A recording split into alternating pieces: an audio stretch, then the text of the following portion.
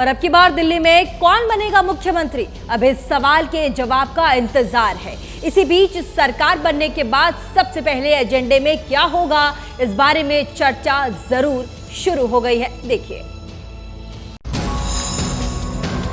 Delhi BJP अध्यक्ष वीरेंद्र सचदेवा और BJP के राष्ट्रीय अध्यक्ष जेपी नड्डा के बीच मुलाकात हुई। मुलाकात इसलिए अहम है क्योंकि एक दिन पहले जेपी नड्डा और गृह मंत्री अमित शाह के बीच इसे लेकर 1 घंटे तक चर्चा हुई। हालांकि दिल्ली के मुख्यमंत्री के नाम पर मोहर तो पीएम मोदी लगाएंगे और कयासों का बाजार तब तक गर्म रहेगा। 16 फरवरी के बाद विधायक दल की बैठक होगी, तभी साफ होगा कि इस बार दिल्ली का सीएम कौन बनेगा। इस बीच सरकार के स्तर पर एक्शन शुरू हो गया है। दिल्ली के मुख्य सचिव ने सभी विभागों को बीजेपी के संकल्प पत्र के हिसाब से एक्शन प्लान बनाने का आदेश दिया है। सभी विभागों को 100 दिन का एजेंडा बनाने के लिए कहा गया है। आज ही प्लान सामान्य प्रशासन विभाग में जमा भी कर देना है। सरकार के एजेंडे में यमुना नदी की सफाई सबसे ऊपर है। सोशल मीडिया पर दिल्ली बीजेपी के इस पोस्ट में भी दावा इसी को लेकर किया गया है। यमुना की सफाई को लेकर पहली कैबिनेट में ही रणनीति बनेगी। यमुना की सफाई के लिए अलग से समिति बनाई जाएगी। सरकार यमुना पर अलग से कॉरिडोर बनाने का काम भी करेगी। हत्या की कोशिश के आरोपी को भगाने के आरोप में पुलिस ने आम आदमी पार्टी के विधायक अमानतुल्लाह खान की लगातार तलाश कर रही है। अब पुलिस पूछताछ के लिए दूसरा नोटिस भेजने की तैयारी कर रही है। ये वीडियो दिल्ली में चुनाव से पहले की रात का है, जब अमानतुल्लाह खान और उनके समर्थकों पर हंगामा करने का आरोप लगा। वीडियो में अमानतुल्लाह और उनके समर्थक अपने साथियों को पुलिस की गाड़ी से बाहर निकालते नजर आ रहे हैं। तब भी अमानतुल्लाह खान और उनके समर्थकों पर एफआईआर हुई थी। फिलहाल पुलिस को हत्या की कोशिश के आरोपी को भगाने के केस में अमानतुल्लाह खान की तलाश है। पुलिस छापेमारी कर रही है, लेकिन वो मिल नहीं रहे। अमानतुल्लाह का दावा है कि वो कहीं भागे नहीं, उन्हें झूठे मुकदमे में फंसाने की कोशिश हो रही है। जिसे पुलिस पकड़ने गई थी वो जमानत पर है।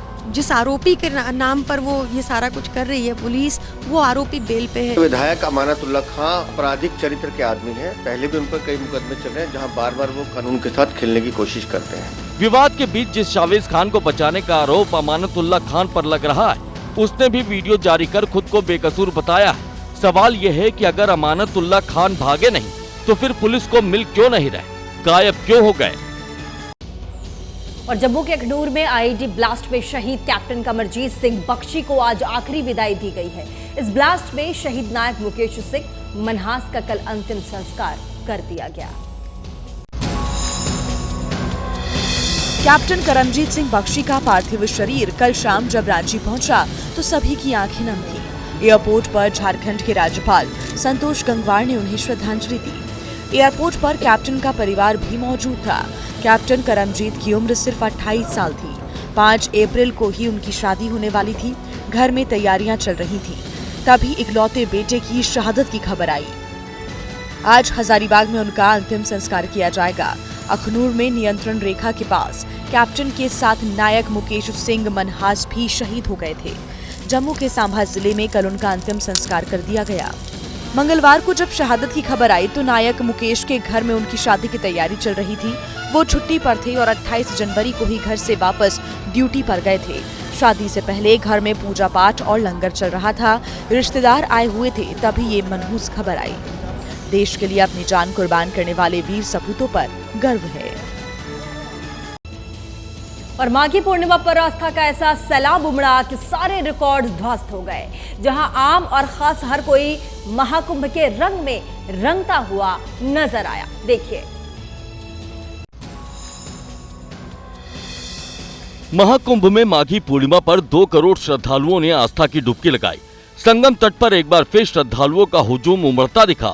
वहीं इस खास मौके पर पूर्व क्रिकेटर अनिल कुंबले ने भी अपनी पत्नी के साथ त्रिवेणी की धारा में आस्था की डुबकी लगाई और इसकी तस्वीर उन्होंने सोशल मीडिया एक्स पर पोस्ट की। जबकि बॉलीवुड एक्टर सुनील शेट्टी भी माघी पूर्णिमा पर महाकुंभ पहुंचे, जहां पर उन्होंने यूपी सरकार के मंत्री नंद गोपाल नंदी से मुलाकात कर महाकुंभ की व्यवस्था की जमकर तारीफ की। इनके अलावा महाकुंभ में कांग्रेस नेता दिग्विजय सिंह और वक्फ बोर्ड के लिए बनी जेपीसी के चेयरमैन जगदम्बिका पाल ने भी आस्था की डुबकी लगाई।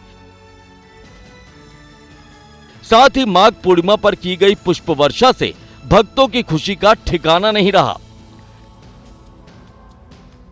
महाकुंभ में माघी पूर्णिमा को देखते हुए सरकार और प्रशासन की तरफ से श्रद्धालुओं के लिए पुख्ता इंतजाम किए गए थे।